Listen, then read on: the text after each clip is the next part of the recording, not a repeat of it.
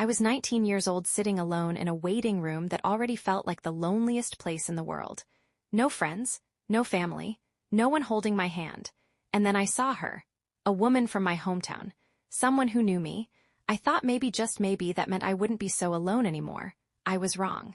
Because what she did next followed me for years, and I still can't fully shake it. This is one of those stories that doesn't leave scars you can see, but it lingers in the quiet moments. And even though this happened 8 years ago, I still catch myself thinking about it. Not because I regret my decision, I don't. I made the right choice for my life, but because of what someone else chose to do when I was at one of my most vulnerable moments. At 19, I had just gotten out of a long-term abusive relationship. The kind that slowly breaks you down until you don't even recognize yourself anymore. I was finally free, or at least trying to be, and then life threw me something I wasn't ready for. Multiple forms of protection failed with someone I wasn't seriously involved with. And just like that, I was faced with a decision that I had to make completely on my own. No support system, no safety net, just me, and I chose to have an abortion. Not easily but confidently. The day of the appointment, I went alone.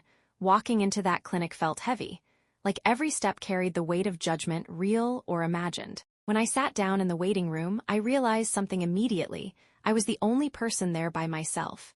Everyone else had someone, a partner, a friend, a parent, and then I saw her, a woman from my hometown. She was 26, older, established, someone who had always seemed confident, and more importantly, someone who had become friends with my abusive ex after we broke up. She recognized me too, our eyes met, and in that moment I felt exposed, but also weirdly hopeful, because maybe she would understand, maybe she would be kind. After all, she was there for the same reason. She wasn't alone, she had her mom with her, support, comfort, someone in her corner. I had no one, and still somehow I became the target, because after that day, she went back to our hometown and told anyone who would listen that she had seen me at that clinic.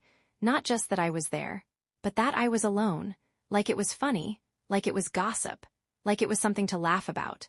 A 26-year-old woman making a 19-year-old girl the punchline for surviving something difficult. And the part that still confuses me, she was there for the exact same reason. So what did she tell people about herself? What version of that story did she share? I didn't regret my decision then. I don't regret it now. But what stayed with me was the humiliation. The feeling of being exposed without my consent. Of having a deeply personal moment turned into entertainment for people who had no right to it. And maybe what hurt the most was the lack of empathy.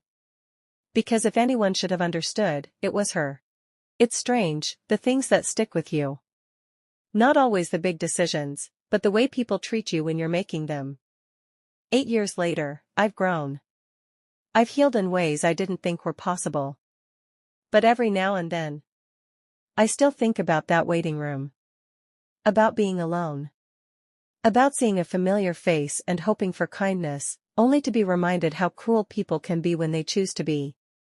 And if there's anything I've taken from it, it's this: you never really know what someone is going through when you see them at their lowest. So if you ever find yourself in a position to be kind, be kind.